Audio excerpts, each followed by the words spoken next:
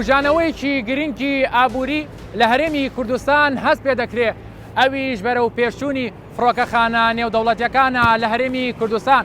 ئێستا ئەم فڕۆکەخانە نێودەوڵەتیانە لە هەرێمی کوردستاندا 60% هەموو گەشتەکانی عێراق پێک دێنن. ئامانجی حکومەت و لایەنی پەیوەندیدارە کە زۆرترین گەشتیار و تەنانەت زیادکردنی جوڵە بازرگانیەکان لە ڕێگای ئەم فڕۆکەخانە نێودەوڵەتیانەوە بێ. وڵاتانی ناوچەکە لە ڕێگای ئەم فڕۆکەخانانەوە هەڵسەنگاندن بۆ تەواوی فڕۆکەخانەکانی عێراق دەکەن، چونکە لە هەرێمی کوردستاندا فڕۆکەخانە نێودەوڵەتیەکان ئاستێکی زۆر باش چوونەتە بەرەو پێشەوە. لە بژانەوەی ئەم جارەدا بە دوواداچوون بۆ ئەم بابەتە دەکەم. دەپرسم فڕۆکەخانە نێودەوڵەتیەکانی هەرێمی کوردستان لە چه ئاستێکدایە؟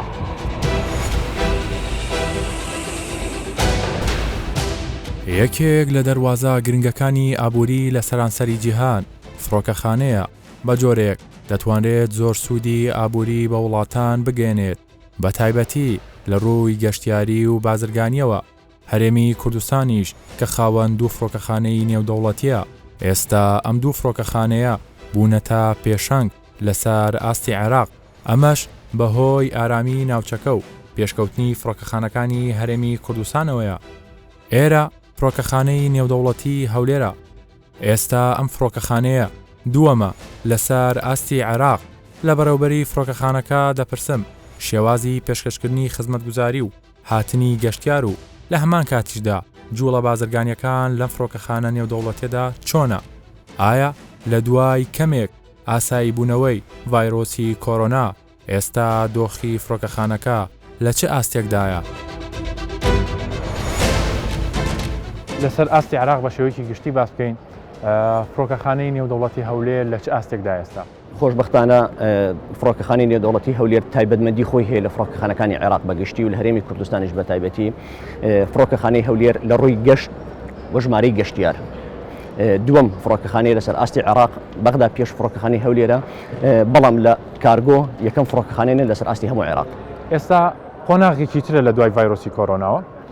چۆنە ئەو ڕێکارانە چییە کە گەشتیارێک دێت هەم بۆ گەشتکردن هەمیش کە دێتە فڕۆکەخانەی نێودەوڵەتی هەولێر چ ڕێکارێکی بۆ دەگرنە بەرەوە؟ ئەمە ئەوەی کە دێتە هەرێمی کوردستان دێتە فڕۆکەخانەی نێودەوڵەتی هەولێر کە لە دەروی وڵات دێتەوە ناو هەرێمی کوردستان، پێویستە دوو مەرج هەیە دەبی پێی بیتن. یەک پشکنینی کۆرۆنا 48 کاتژمێر تێپەڕ نەبوو بیتن. ئەگەر هاتوو پشکنینی کۆرۆنای پێ نەبیتن دەبی ژەمی یەکەم و دومی ڤاکسینی لێدا بیتن، داخلی هەرێمی کوردستان دەبیتن و هیچ کێشەیەکی لۆ دروست نابیتن. فڕۆکەخانەکان لە تەواوی وڵاتان بە تایبەتی وڵاتانی کە پێشکەوتون داهاتێکی گرنگن بۆ حکومەت. لە هەرێمی کوردستاندا فڕۆکەخانەی نێودەوڵەتی هەولێر بەڕێستان باست کرد لە چه ئاستێکدایە؟ لە ڕووی کارگۆ و بازرگانیکردنەوە چۆنە؟ ئێمە وەک فڕۆکەخانەی نێودەوڵەتی هەولێر لە ژێر ڕاستپاردە و ڕێنماییەکانی جەنابی سەرۆکی حکوومەتی هەرێمی کوردستان داینە و بەپێی نەخشە ڕێگا و بەرنامەی سەرۆکی حکوومەت کە لە پەرلەمانی کوردستان لە ڕۆژی سوێند خواردن و یاخود دەست بەکاربوونیان خەرجێکی زۆری فڕۆکەخانە بە ڕێژەی 170 هەتا 75 خەرجی کە خەرج دەکرا لە فڕۆکەخانە بیگەڕێنی نۆجارێکی تر ئەو خەرجی لە بۆ داهاتی حکوومەتی هەرێم و پلانی داهاتوشمان لەژێر ڕاستپاردەکانی جەنابیان کە فڕۆکەخانە شوێنێک نەمینێتن چیدی حکوومەت لێی سەرە بکاتن، دەبی فڕۆکەخانە بداتە حکوومەت. ڕاستە بۆ بەرنامەکانیشمان لەسەر ئەساسەیە و لە ئەساسش هەنگاوی باشمان هاوشتووە و چەند گرێبەستێکمان هەڵوەشاندیتەوە، چەند گرێبەستێکمان دەستکاری کردیە لە کۆی گشتی کە دەی محەسڵەی ئاخری تەماشای بابەتەکان دەکەی لە خزمەتکردنی حکوومەتی هەرێمی کوردستانە. لە ڕووی بازرگانیەوە ئایا دەتوانرێت لە ساڵانی ئایندەدا حکوومەت پشتی پێبەستێت زۆرترین کاڵا و کەلوپە لە ڕێگەی ئەم فڕۆکەخانەوە هاوردە بکرێت؟ بەێ ئێمە مانجی 12 ساڵی 2020 دوای وەرگرتنی ڕەزامەندی بەڕێسەرۆکی حکوومەت بە دروستکردنی کارگۆیەکی نوێ بە شێوازی وەبەرهێنانە کە ئەو کارگۆیە ڕوبەری 28,000 مەتر مربع دەبی مەتر دووزا دەبیتن، دەتوانین لە ساڵی داهاتوو بە پێی ستانداردی نێودەوڵەتیەکان ئەو کارگۆیە دروست دەکرێتن و دەتوانین لێرەکانە ببینە وێستگەیەکی ترانزیتی هەموو عێراقیش و زۆربەی ساحببارەکان ئەوانەی کە خاوەنبارەکان کە گلەی و گازاندەشیان هەبووە ئێمە لەگەڵیان دانیشتین و بەردەوام لەگەڵیانم بتوانین بە ئاسانترین شێوە بارەکانیان بۆ بگوازینەوە بۆ ناو عێراق و ناو هەرێمی کوردستانیش. ئەگەر ئێستا بەراورد بکەین بە ساڵی 2019 و ئێستاش لە کە لە 20ەکەین گەشتەکانمان بە ڕێژەی سەدا چەند کەمی کردووە و ئێستا بە ڕێژەی سەدا چەندیش دەستی پێکردوتەوە لە مانجی هەشتی 2020 یەکینۆ گەشتەکان بە ئاسایی بوونەوە لە فڕۆکەخانەی نێودەوڵەتی هەولێر بە 3 گەشت ڕۆژانە دەستی پێکردەوە خۆشبەختانە ئەمڕۆ گەشتینە 53 گەشت لە ڕۆژێکدا لە 24 کاتژمێردا و پلانی داهاتووشمان وایە کە بتوانین ڕۆژانە بگەینە 7 گەشت بەڵام پەتای نەگریشی کۆڕۆنا زۆربەی وڵاتەکان ڤیزەیان ڕاگرتووە گەشتکردن لە بۆ وڵاتانە ڕاگیرایە و ئەگەر خۆش ئینشاءالله گەر لە وریزیکانە ئەو پەتا نەگریسە کۆتایی پێبێتن بتوانین فڕۆکەخانەی نێودەوڵەتی هەولێر لە ئاستەچی ببینە ئاستەچی دی. باشە دوو بابەت هەیە کە بەڕێستان کەسی یەکەمن لەم فڕۆکەخانەیە دەمێت لەگەڵ بەڕێستانە باسی بکەم. یەکەمیان هەندێک جار لەوانەیە گلەیی یا خوڕەخنەیەوە بگیرێ کە سوتەمەنی فڕۆکە لە هەرێمی کوردستان بە دیاریکراویش لە هەولێرە گرانە. دووش بەشی چاکردنەوە و سێرڤیزی فڕۆکەخانە تا ئێستانیە بۆ ئەمە چی ئەکەن؟ سەبارەت بە سوتەمەنی ئێمە وەک فڕۆکەخانەی هەولێر سوتەمەنی لەسەر بڕاندی بریتیش پترۆلیۆم تەعاملی لەگەر دەکەین و لە ستانداردی جیهانیە لە پشکنین کە بۆ ئەم فیولە دەکرێتن فیول ئەڤیشن جێت ئەیوەنی پێدەگوترێن تا ئیستا هیچ کۆمپلینێک یاخود هیچ ڕخنەیەک لە سوتەمەنی فڕۆکەخانەی نێودەوڵەتی هەولێر نەگیراوە کە ئەوە ڕێنجی فڕۆکەخانە بەرز دەکاتەوە. هێڵە ئاسمانیەکان گازاندەی وەیان دەکرد کە دوای پەتای نەگریشی کۆڕۆنە و زەرەرێکی زیانی زۆریان کردووە داوایان کرد نرخەکەیان لۆکەم بکرێتەوە بەڵام نرخەکە لە دەست ئێمەنیە وەک کارژێری وەک بەڕێوەبەرەتی فڕۆکەخانە لەبەرەوەی ئێمە گرێبەستمان لەگەر کۆمپانیایە کردووە کۆمپانیایەک دێ ئەو فیولەی سەپلای دەکاتە چیزیان دەکاتن بەڵام ئێمە لە کۆبوونەوە داینەوە لە ڕێگای کەناڵەکەی بەڕێستانەوە ڕای دەگەینن کە پێشبینی دەکەین لە مانجی داهاتوو نرخی سوتەمەنی لە فڕۆکەخانەی نێودەوڵەتی هەولێر بە ڕێژەیەکی بەرچاو ڕوو لە دابەزین دەکاتن. فڕۆکەخانەی نێودەوڵەتی هەولێر سەدا چەندی گەشتەکانی عێراق پێک دێنێت؟ فڕۆکەخانەی نێودەوڵەتی هەولێر ئەوەی ئەمە پێشبینی دەکەین بە ڕێژە نزیکەی 149.6 لەسەر ئاستی هەموو فڕۆکەخانەکانی عێراق پێک دەینیتن لەبەرەوەی دوم فڕۆکەخانەی لەسەر ئاستی عێراق لە ڕووی گەشت و گەشتیارەوە لە کارگۆژ یەکەمین خۆی لە خۆیدا ئەوە ڕێژەیەکی زۆرە. فڕۆکەخانەی نێودەوڵەتی هەولێر یەکەم فڕۆکەخانەیە لەسەر ئاستی عێراق بۆ کارگۆ دووەم فڕۆکەخانەیە لەسەر ئاستی عێراق هەفتانە 251 گەشتی هەیە ڕۆژانەش 53 گەشتی لەگەڵ وڵاتانی دراوسێ و ناوچەکە هەیە.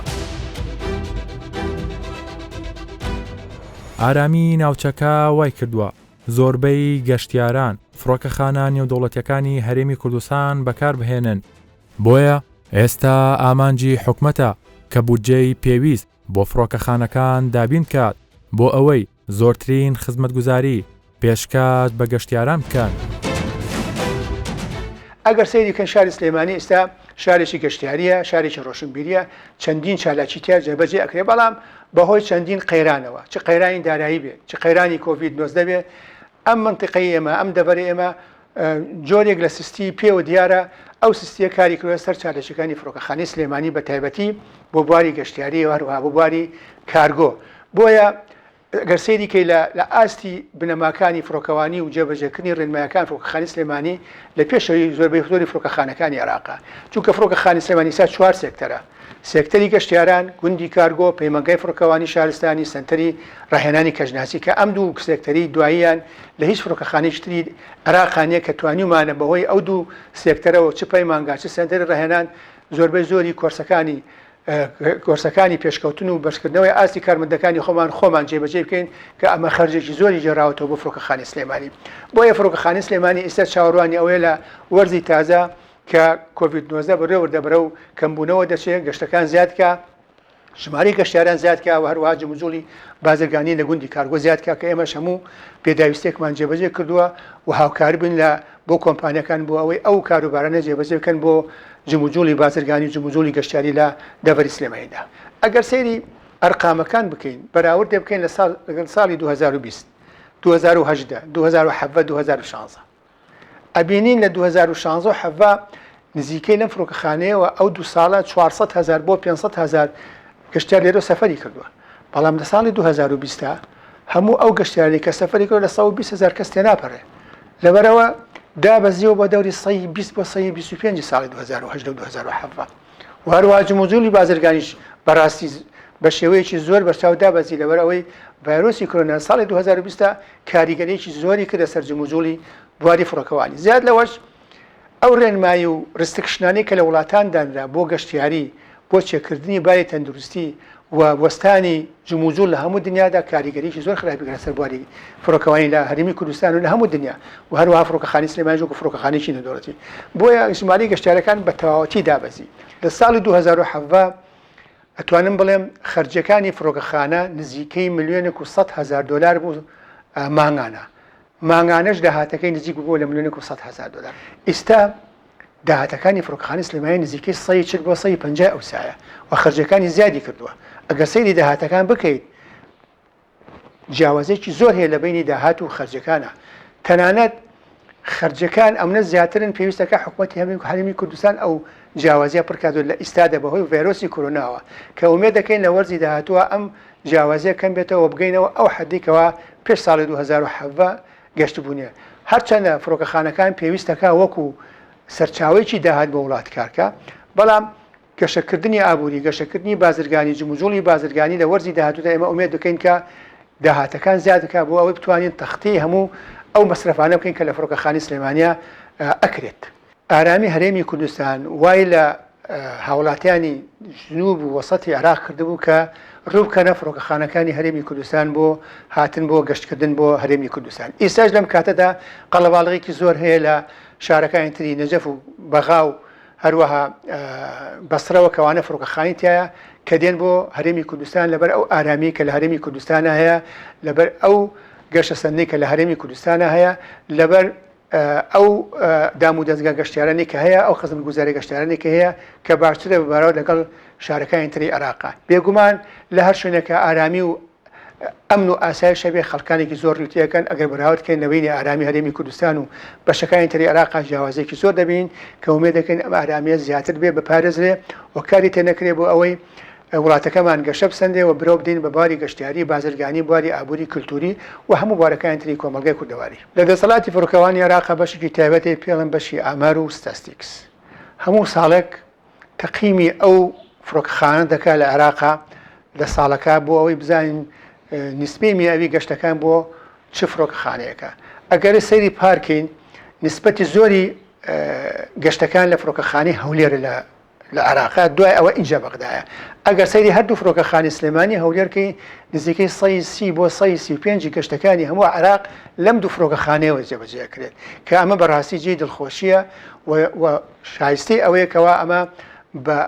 بە هەند وەربگیرێ و حکوومەتی هەرێمی کوردستان پاڵپشی زیاتری ئەم فڕۆکەخانە بکە بۆ ئەوەی فراوانتر بکرێ خزمەت گوزارەکانی زیاتر بکرێ و بێتە دەواازەیەکی گرنگ بۆ داهات بۆ هەرێمی کوردستان. فڕۆکەخانەی نێودەوڵەتی سلەیمانی لە ساڵی 2018 ژمارەی هاتوو ڕۆیشتووی گەشتیاران 309,869 گەشتیار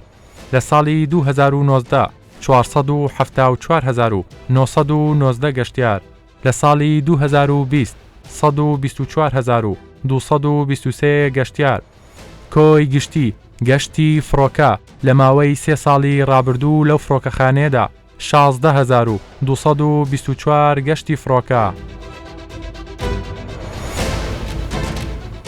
ئەوە بڕیارە لە ساڵانی داهاتوو لەلایەن حکوومەتی عێراقیەوە فڕۆکەخانەی مووسڵ و کەرکووک نۆژەم بکرێتەوە و لە هەرێمی کوردستانیش فڕۆکەخانەیەکی نوێ دروست بکرێت کە دەکەوێتە پارێزگای دهۆکەوە.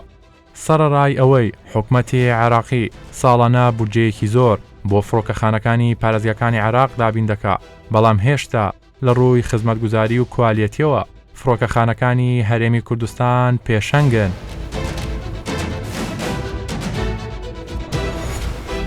ئێستا دوو فڕۆکەخانەی نێودەوڵەتی لە هەرێمی کوردستاندا هەیە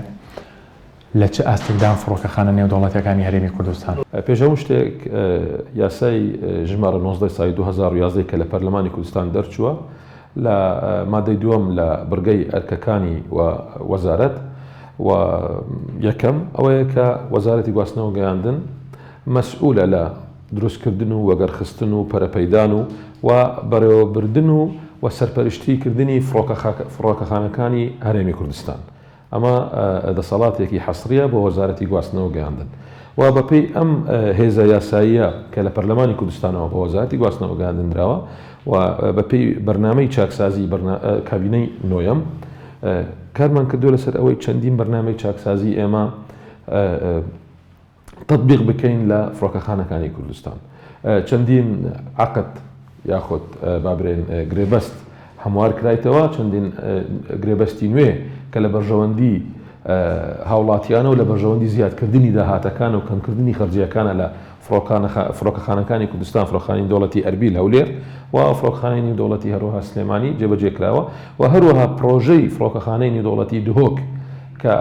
پرۆژەیەکی زۆر گرنگە لە وەزارەت بەچڕی کاری لەسەر کراوە، دیراسەیەکی ڕێکوپێک ئامادە کراوە و ئێستا گەیشتنە خۆناغاکانی زۆر پێشکەوتوو.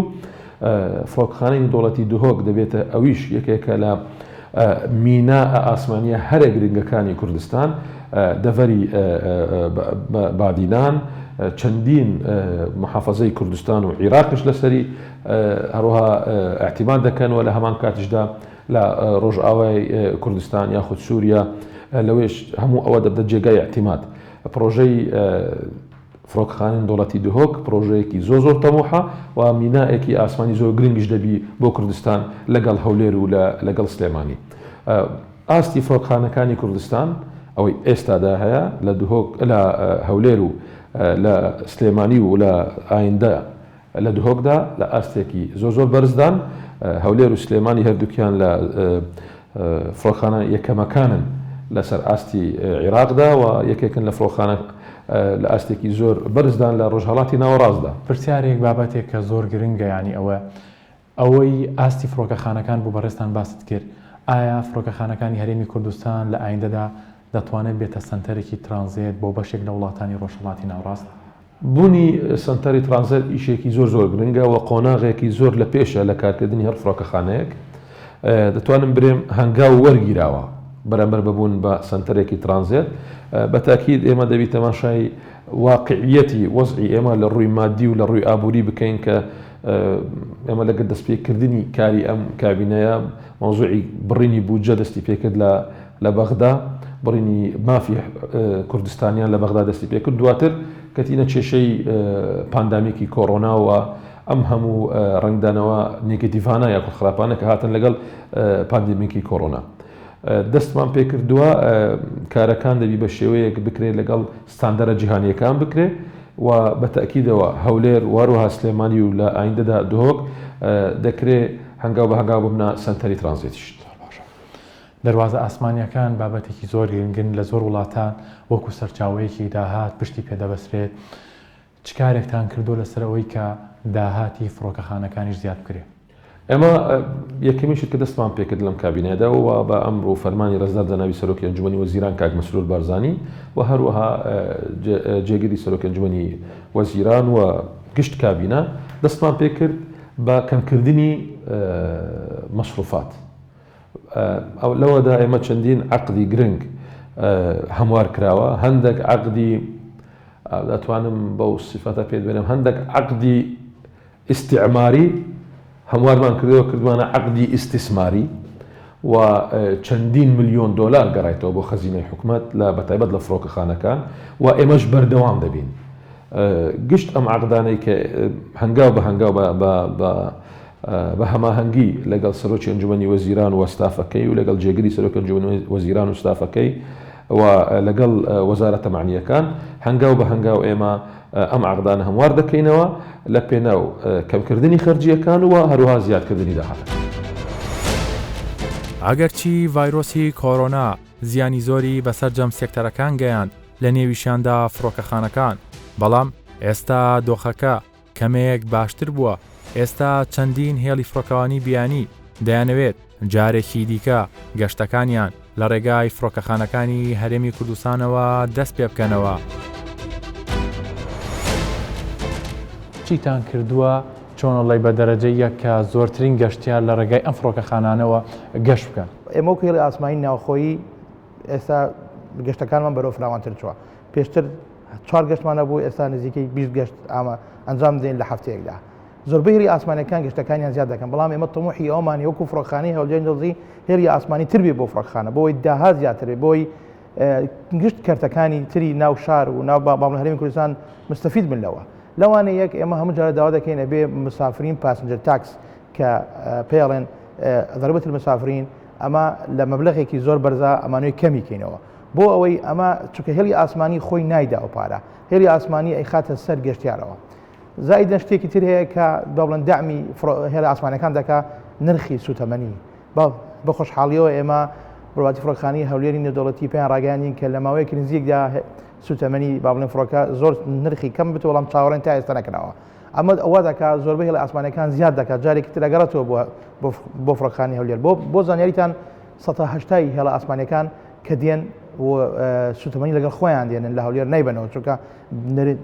باڵێن بەرزترین نرخە سوتەمەنی لە هەولێر شتێکی تر ئەمێ باسی کەم کۆمپانیا خزمەتگوزاریەکانی ناو فڕۆکخانە ئێمە ئەبێ وا بکەین یعنی کە ئەم کۆمپانیانە ڕاستە بەپێی پێویست با بڵێن فریکۆنسیان نییە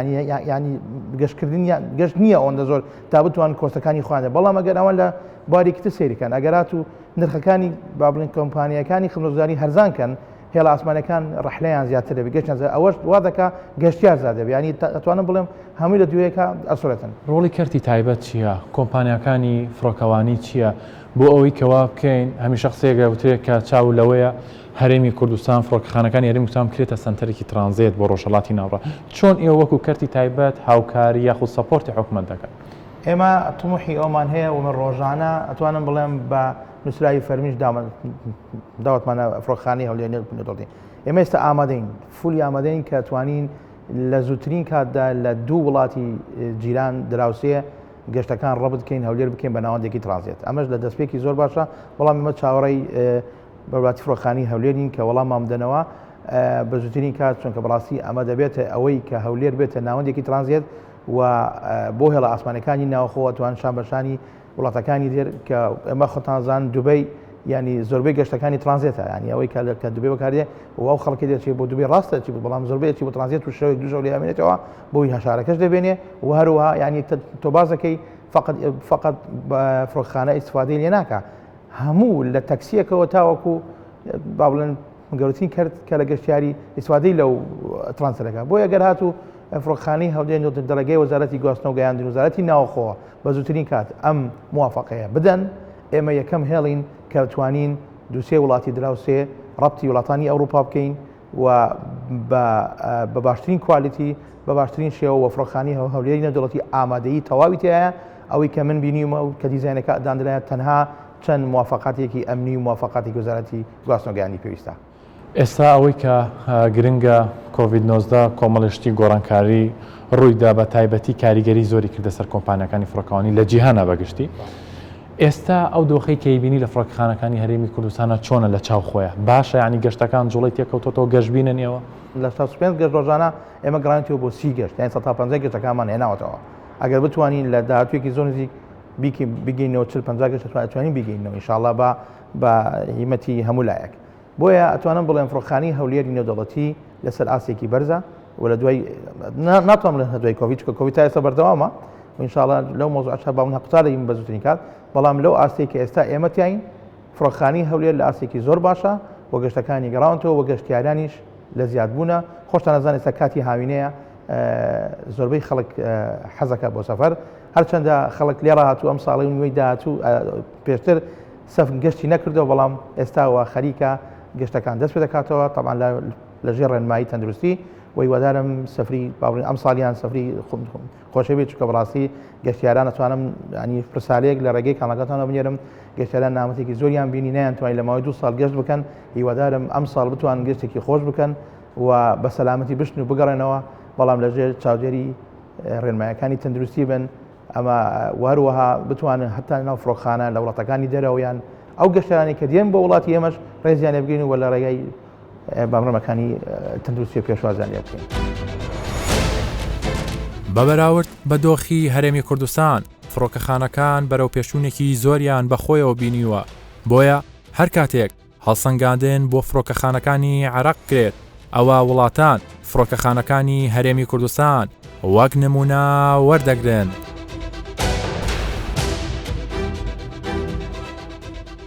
فڕۆکەخانەکان دەواازەیەکی گرنگی گەشتیاری و بازرگانین لە هەر وڵاتێکدا بە تایبەتی ئەو وڵاتانەی کە زۆر گرنگی بە فڕۆکەخانەکان دەدەن و دەیانەوێت وەک سەرچاوەیەکی داهات تەماشای بکەن و هەر لە ڕێگای ئەم فڕۆکەخانانەوە زۆرترین ژمارەی گەشتیار بەکاربهێنن. ئەگەر بە شێوەیەکی گشتی باز لە فڕۆکەخانەکان بکەین لەسەر ئاستی عێراقدا 5 فڕۆکەخانەی نێودەوڵەتی هەیە، لەوانە بەغدا، هەولێر، سلەیمانی و نەجەف و بەسڕا. هەروەها ئارامی ناوچەکە هۆکاری سەرەکیە بۆ ئەوەی زۆرترین گەشتیار لە ڕێگای ئەم فڕۆکەخانانەوە گەشتی خۆیان بکەن. بەڵام ڤایرۆسی کۆرۆنا لە ساڵی 2020 بە ڕێژەی 160 گەشتەکانی ڕاگرت و بە ڕێژەی زیاتر لە 140 جوڵە بازرگانیەکان واتە لە ڕێی کارگۆوە کەمی کرد. ئێستا ئامانجی حکومەت و وەزارەتی گواستنەوە و گەیاندنە دەیەوێت گەشتەکان و تەنانەت جوڵە بازرگانیەکانیش بگەێنێتەوە ئاستی ساڵی 2019. بۆ نمونە لە ساڵی 2019دا زیاتر لە 1,500,000 گەشتیار فڕۆکەخانە نێودەوڵەتیەکانی هەولێر و سلەیمانیان بەکارهێناوە. لە فڕۆکەخانەی نێودەوڵەتی هەولێر 1,100,000 گەشتیار و لە فڕۆکەخانەی نێودەوڵەتی سلەیمانیش 475,000 گەشتیار. بەردەوام بەشێک لە خزمەتگوزاریەکان پێشکەش بە گەشتیاران دەکرێت، لەوانە تەندروستی، گواستنەوە، هێڵی ئینتەرنێت و تەنانەت فریاگوزاری خێرا. بۆیە ئێستا فڕۆکەخانە نێودەوڵەتیەکانی هەرێمی کوردستان دەیانەوێت زۆرترین خزمەتگوزاری پێشکەش بە گەشتیاران بکەن و لە هەمان کاتیشدا جوڵە بازرگانیەکان لە ڕێگای ئەم فڕۆکەخانانەوە زیاد بکەن بە ئامانجی ئەوەی کە حکومەت بتوانێت وەک سەرچاوەیەکی داهات سوود لە فڕۆکەخانە نێودەوڵەتەکان ببینێ لە هەرێمی کوردستاندا.